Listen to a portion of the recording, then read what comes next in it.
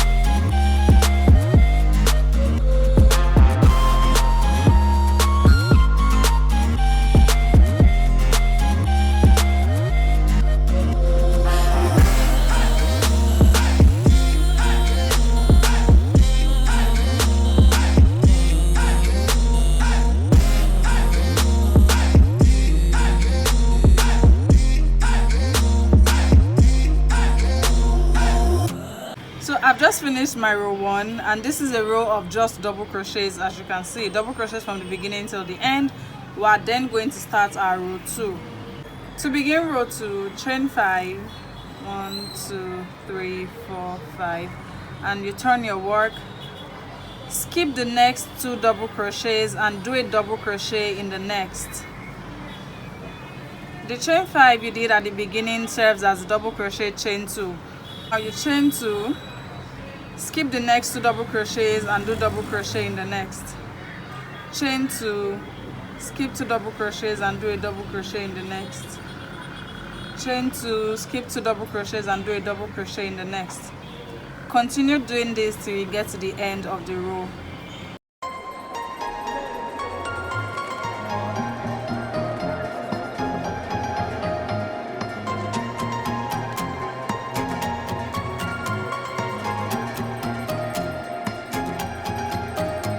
Now I'm almost at the end. I'm going to skip 2 double crochets and do my last double crochet in the top of the chain 3 that we did at the beginning of the previous row, and that brings us to the end of row 2. This is what the project looks like currently.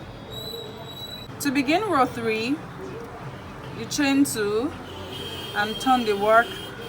In this first chain 2 space, you do 2 single crochets. So do 1 single crochet, and then you do your second single crochet in that first chain 2 space.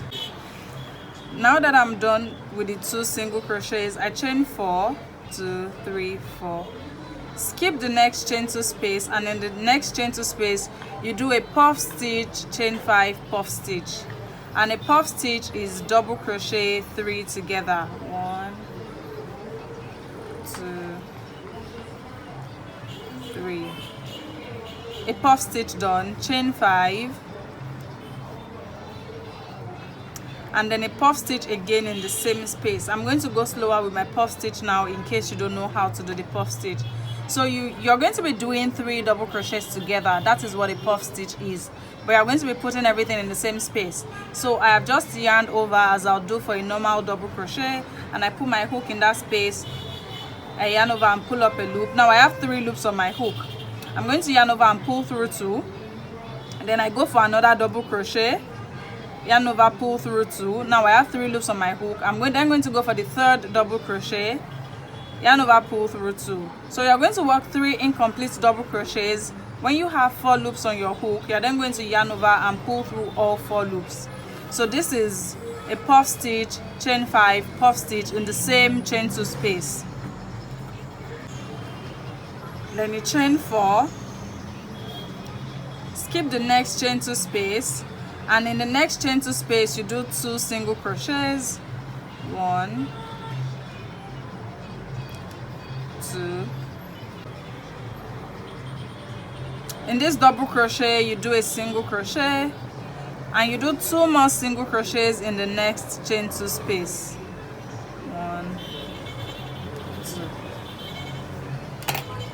Even though we're not done, this is what we have now. This is what the work looks like now.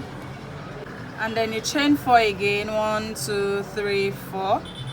Skip the next chain 2 space, do your puff stitch, chain 5, puff stitch in the next chain 2 space. Remember that the puff stitch is double crochet 3 together, work 3 incomplete double crochets together, chain 5, and then another puff stitch in that same space.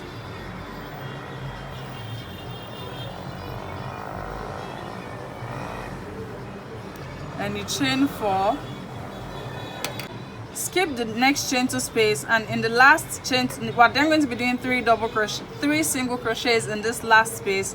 So you do 2 single crochets in the chain 2 space. Remember that we did a chain 5 at the beginning of the previous row, and I mentioned that the chain 5 serves as 1 double crochet, chain 2. So we do 2 single crochets in that chain 2.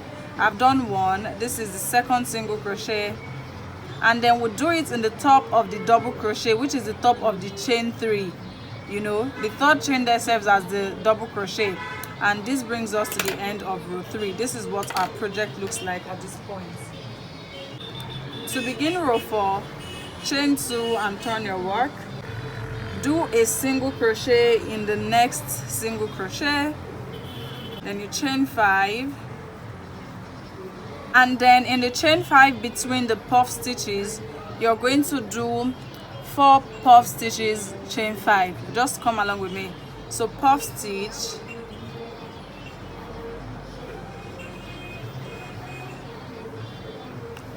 puff stitch, chain 5. Then you do another puff stitch, chain 5 in the same space. You're going to do this till you have 4 puff stitches in this space. Chain 5. Another puff stitch, chain 5.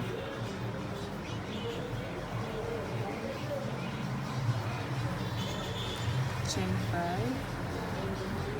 And now we're doing the last puff stitch.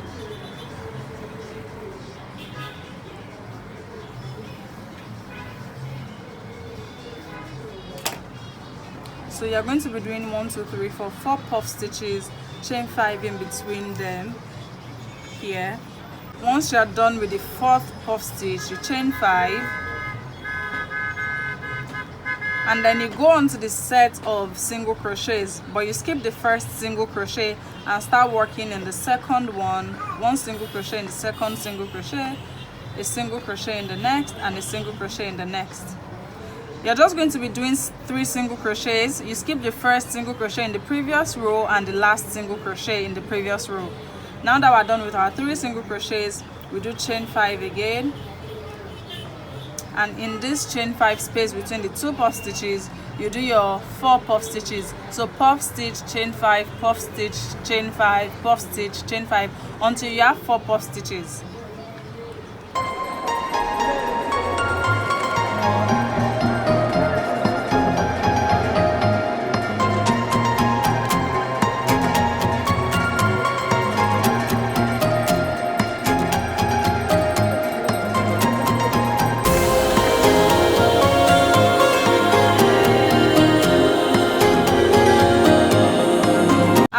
finished my 4 puff stitches, so you can see the 4, 1, 2, 3, 4.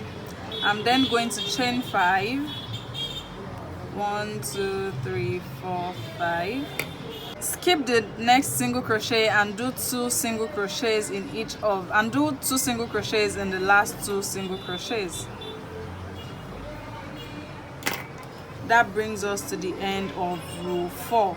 This is what the work looks like now. We're almost done at this point. To begin our row 5, chain 7 and turn your work. In this first chain 5 space, you do a single crochet and then you chain 5 again. In this next chain 5 space, you do a single crochet, then you chain 5, and then you do a single crochet in the next chain 5 space. Now we're going to do a variation of the picot. So you chain 7, 1, 2, 3, 4, 5, 6, 7, and in this single crochet you do a slip stitch.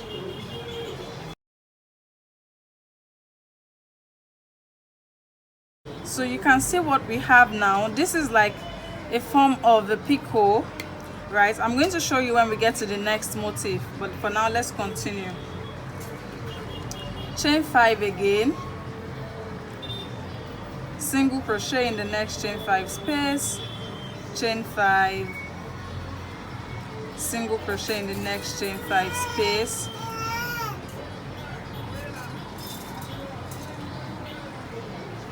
chain 5 again, do a single crochet in the middle of, we did 3 single crochets in the previous row, so you do 1 single crochet in the second,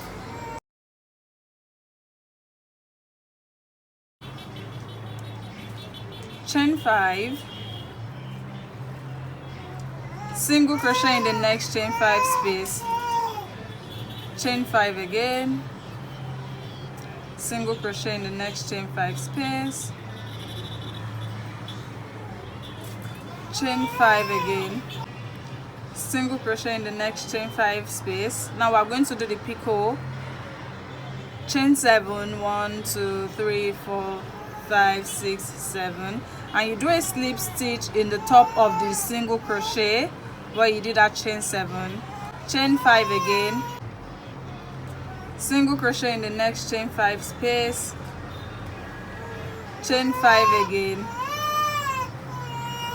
single crochet in the next chain 5 space, chain 5, and do a single crochet in the first single crochet from the previous row, and you're fastening off. That is the end of this nice edging.